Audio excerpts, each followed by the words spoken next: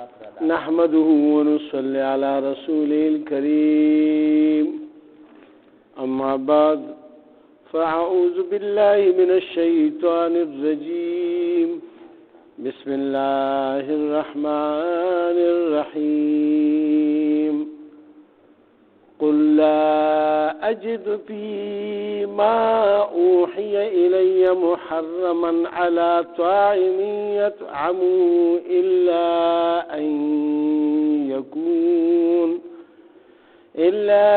أن يكون ميتة أو دما مسفوحا أو لحم خنزير فإنه رجس أو فسقا أهل لغير الله به فمن اضطر غير باغ ولا عاد فإن ربك غفور رحيم وعلى الذين هادوا حرمنا كل ذي زفر ومن البقر والغنم حرمنا عليهم شحومهما إلا ما حملت ظهورهما أو الحوايا أو ما اختلط بعظم ذلك جزيناهم ببغيهم وإنا لصادقون صدق الله العظيم. دا سورة الانعام دي اتم سپارہ دا او اتلسم رکوع شروع کیگی د دې باندې ترجمه او تفسیر بیانېږي. الله پاک دې ماته او تاسو په دې باندې عمل توفیق راکړي. الله سبحانه وتعالى په دې آیاتونو کې فرمایي قل لا اجد، تاسو ته وایي چې لا اجد نممز فيما اوحي هغه وحي باندې الیا محرما چې ماته کوم کیږي یعنی سسیز حرام على طاعم دس خورون کی یطعمه چې هغه وخوري شي، یعنی د خوراک په یو سیس کې زوی هغه شی چې کوم ماته وحی کیږي او تاسو په ځانونو باندې حرام کړی د ځان نه، نو زه هغه نه پیژنم چې کوم دي الا ان یکون میتة، مگر دا چې وی د اغینا یو کم یعنی مرشه پخپله یعنی مردار چې مونږ ورته وایو، او دمم مسفوحا یا هغه روانه وینه بیدون کې وینه چې ورته وایي، او لحم خنزیر یا د سور غوښه فانه رجس، نو یقینا دا ناپاکه ده، او فسقا او دا چې کوم دی نو فسق دی یعنی ناروا دی خوراک ده دی. اوهل لغیر الله به، او یا هغه شی چې د الله نه ما سوا د بل چا په نوم باندې ذبح شوی وي یا هغې ته منتخب شوی وي د هغې په نوم باندې شوی وي. فمن اضطر، اوس که څوک ډېر زیات مجبوره شي او غیر باغین دې دغه وخت کې نافرمانی نه کوي یعنی حرام ګڼي خو مجبور شو خوراک ورته نه ملاویږي حلال شي، او د دې د زندګۍ دپاره دا ډېره ضروري ده چې یعنی مطلب دا دی دا لږه غونتي وخوري خو هغه هم په مړه ګېډه باندې نه خوري، ولا عادن او نه پکې دی زیاتې کوي یعنی په مړه ګېډه به نه خوري، بس دومره به خوري چې عزت پرې ګزاره اوقاتو شي او دې پرې ژوندی پاتې شي. فإن ربک غفور رحیم، نو بېشکه رب ستا چې کوم دی هغه بخونکی او مهربانه دی. یعنی په دې لږ خوراک باندې دغه کوم حرام دی لیکن دغه وخت کې تا دپاره دغه شی الله پاک حلال کړی دی او الله به تا ته دغې ګناه یعنی بخي به ده. دلته کې الله سبحانه وتعالی د کافرانو د هغه څیزونو د خبرو بیان او جواب ورکو کوم چې هغې د ځانه جوړ کړي چې دا مړي نو سړي به پکې خوري، ښځې به نه خوري، او که ژوندی وي نو ستش سړي به یې خوري، او که مړ وي نو بیا پکې ښځې هم شریکې وي هغې به هم خوړی شي، او د دې باندې سورلي جایز ده او په دې ناجایز ده، او دا په دې باندې به د الله نوم ولو، په دې باندې به د بوت نوم ولو، په دې باندې به د بل چا نوم ولو. دا هغه د ځان خبرې جوړ کړ. نو رسول الله صلی الله علیه وسلم ته الله پاک فرمایي چې ته دوی ته وایي چې دا خبرې خو زه په دې وحي خپله کې نه مومم. الله چې کوم څیزونه حرام کړي دي نو هغه خو بس هم دغه دي چې کوم بیدونکې وینه ده یا مرداره ده یا د خنزیر غوښه ده، نو دا ټولې یا د الله نه ما سوا د بل چا په نوم باندې حلال شوي ذبح شوي وي نو هغه بس حرام دي. نور ټول چې کوم دی نو هغه خو د الله په نزد باندې حرام نه دي. دا تاسو خو د ځانه دا خبرې جوړې کړې دي. اوس الله سبحانه وتعالی فرمایي وعلى الذین هادوا، البته وی په هغه کسان باندې چې کوم یهود دي، حرمنا مونږ حرام کړیو کل ذی ظفر ارنکونو والا زنابر، ومن البقر والغنم او د غوانا او د چیلونا، حرمنا علیهم شحومهما حرام کړو مونږ په دای باندې د هغه چربه د غواګانو د میخو د وخانو د چیلو د دې ټول سيزونو هغه چربي مونږ په دای باندې حرام کړی و. چربي پای باندې جایز نه ودای په مذهب کې، الله په حرام کړی و. اوس دلته کې الله پاک فرمایي الا ما حملت ظهورهما او الحوايا، مگر هغه چربي چې هغه د هغې په ملا اډوکو سره وي، د ملا اډوکو سره کومه لګېدلې چربي چې وي هغه، یا کلمو کې چې کومه لګېدلې وي کلمو سره ګېډه کې، هغه چربي په دی باندې حلال و. نور چربي په دی نشو خوړی، هغه په دی باندې الله پاک حرام کړی و. او مختلط بعظم، یا اډوکو سره کومه ملاو چربي وي نو هغه به خیر دی بد نه به لرې کې، لیکن غټه غټه چربي چې کومه په څاروي کې وي په دی باندې ټول حرام و په یهودیانو باندې، اوس هم هغې باندې حرام ده. ذلک جزیناهم ببغیهم، دا ولې په دی باندې حرام ده؟ دا په وجه د دې باندې چې دی باغیان شوي د خدای پاک نه، دی د خدای په حدونو کې د حد نه تیر شوي. په موسی علیه السلام بیا ډېر سوالونه کول، بعضې پیغمبران قتل کو،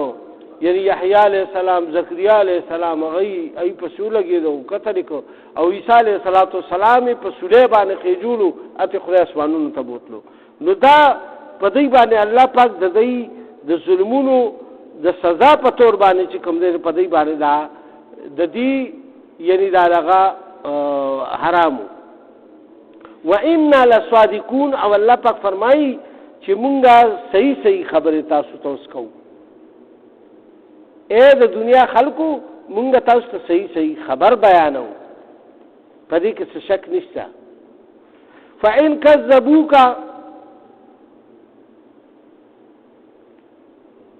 کچری دی تا دروغجن ګڼي، فقل نو تو وایه ربکم ذو رحمه واسعه، یعنی زما رب چې کوم دی یعنی رب ستاسو چې کوم دی هغه د رحمت خاوند دی، واسعه او د هغه وسیع دی ډېر رحمت. ولا يرد بعثه عن القوم المجرمين، لیکن نو واپس کوي الله سبحانه وتعالی یو عذاب د یو قوم نه چې کوم مجرم وي. یو پیره په عذاب الله پاک نازل کو نو دی که بیا ډېر توبې وباسي بیا ته هغه عذاب نشي. الله سبحانه وتعالی په دې کلام کې صرف د یو خلکو ذکر کړی دی چې د الله عذاب واپس کېږي نه، صرف د یونس علیه السلام د قوم نه الله پاک عذاب واپس کړو چې هغوی آثار ولیدو، نو د هغوی هغه مشران چې کومو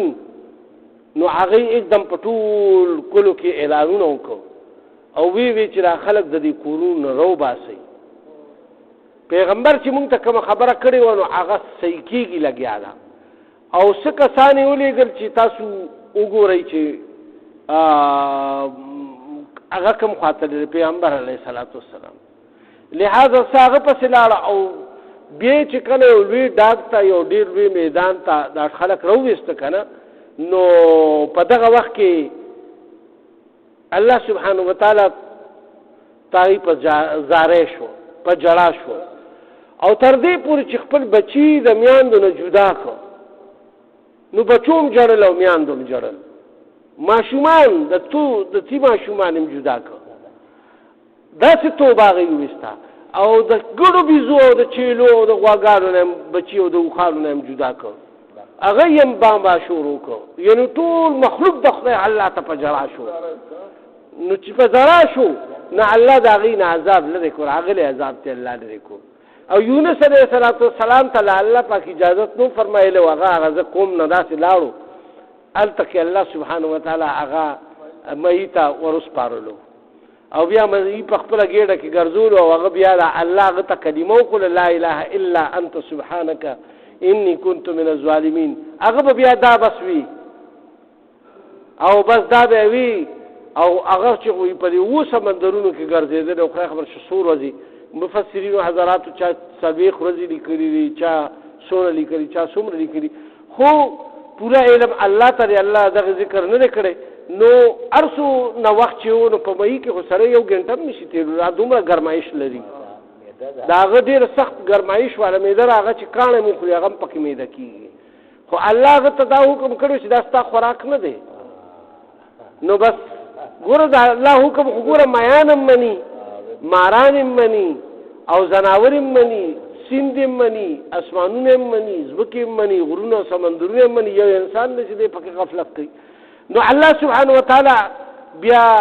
هغه بچ کو دا کلمه وی او الله سبحانه وتعالى مې ته حکم کو چې دی وګرځو دې سمندر په غاړه باندې هغه د پاره بیا خدای پاک د کدو د غرو وستو بوټه او هغه په چې کم دینو جاله جوړه کا او پانی په خوري کې په د باندې و ماشه مشته کې ځکه چې د بدن ډیر زیات کچ شو او بیا الله پاک یو زنګلی سویا هغه الله سبحانه وتعالى چې د چیرې غونتی دا غټه سویا چې کنه اوسه چې ورته مو وایي اوسه هغه مقرر کا هغه په ځل کې خدای پاک دغه واچو عبر هغه داسې هغه پاسو د هغه تیب هغه ولو او هغه یو څو ورځې کې الله سبحانه وتعالى چې کوم دی قوي کو او چې قوي شو بیا را پاسې بیا خپل قوم تراغو او هغه چې بیا قوم تراغو نو قوم ټول ژوند دیو الله وته چې دا هغه خلق دي چې یو دا په دنیا کې یو قوم دي چې دا ما بچ کړی دی خدای په صحیح معنی کې توبه وسته دی تا په سم ګرځي دي خو ته بیا په لاس سره نه غواړي الله پاک وی ما بیا دی بیا یو معین وخت لپاره به دی خپل اجل تمرستو کو راغله عذاب دا غین الله بوتلو نو دا په تاریخ کې بس یو قوم داسې چې الله ته عذاب لري کړو او نور چې کوم دي څومره دلته کې الله پاک فرمایل کړه چې یعنی زمونږ راغله ولا يرد هیڅ کله نو واپس کیږي بعثه اغنیول عذاب داغه عن القوم المجرمين د قوم مجرمانو نه کله چې هغه یعنی په ګناه کې ملوث وي او په بس پای باندې اصرار هم کوي او پکې اختی توبه نو باسي نو بس بیا موږ باغی باندې عذاب راځي سيقول او ډېر سر د چوب وای دی الذين اشركوا کسان چې کافران دي لو شاء الله کچری غوښته وی الله پاک ما اشرکنا نو موږ به شرک نو کړی الله سره وګوره دونه په خبره باندې فریدي وی که الله غوښته نو موږ به شرک ولې الله سره کوو خو الله غواړي دا کنه توبه استغفار اعاذنا الله ولا آباؤنا ونبذ زمونږ پلارانو نیکانو دا شرک کړو ولا حرمنا من شيء او نه موږ په ځان باندې دا سيزونه حرام کړو دومره خو ګوره دغه کار کولو چې وی که الله نه غوښته وي دا موږ کړی وو ویا موږ نو کړی اوس داسې راولټه شو كذلك كذب الذين هم دغرنګ وي دروغ غريلي واکسانو من قبلهم د دین چې مخکې حتى ذاقوا بعثنا تر دې پورې چې راغو زمونږ عذاب په هغې باندې قل نو ته فرمایه هل عندكم من علم آیا تاسو سره څه علم شته فتخرجوه نو پیش کوي هغه راوباسئ لنا مونږ ته وښایئ ان تتبعون الا الظن تاسو نه مگر تاسو خو تابعداري کوئ د خپلو ګمانونو یعنی د خپلو ګمانونو وان انتم الا تخرصون دا خو تاسو صرف قیاس د قیاس خبرې دي چې ځان نه مو جوړې کړې دي او هغې باندې عمل کوئ اوس الله پاک فرمایي چې پیغمبر علیه السلام ته قل تو فرمایه پیغمبر علیه السلام فلله الحجة البالغه او الله پاک د پاره حجت غالب دی حجت الله پاک له پکار دی، بس په تاسو باندې حجت چې کله قایم شي تاسو باندې الله بیا عذاب راولي. فلو شاء لهداكم اجمعين، که چلو غواړي الله پاک نو هدایت به ورکي درکې تاسو ټول ته یو ځای باندې. قل او دا متو فرمایا حلم روړی شهداءکم الذین، هغه خپل گواهان گواهی دا کسانو یشهدون چې گواهی ورکړي د دې خبرې، یعنی گواهی کوي ان الله حرم هذا، چې الله پاک دا حرام کړی دي دا سيزونه، دا چې مال تکم یاد کړ. فإن شهدوا کو چې هغه دا شهادت ورکړي او دا خبر وکړي او گواهی ورکړي نو فلا تشهد معهم، نو دوی خو به دروغجني کنه او دروغ به وي چې او بس مونږ ته پته راو دا داسې تل نو وي ته دوی سره بیا مه کېږه، ته دوی سره بیا دوی ګواهۍ کې مه شریکېږه، دوی خو به دروغ د ګواهي مخري، دروغ قسمونه به مخري. ولا تتبع اهواء الذين كذبوا، او ته تابعداري به کوه د خواهشاتو د هغه خلکو کوم چې دروغ ګڼي بآیاتنا زمون آیاتونو لره، یعنی د قرآن آیاتونه هغه دروغ ګڼي چې دا خو د الله کتاب دی، دا خو مونږ تاسو کیسې وې. والذین لا یؤمنون، واکسان چې ایمان نه وروړي بالآخرت په آخرت باندې، وهم بربهم یعدلون، او دی په خپل رب باندې سره نور خلق برابرای،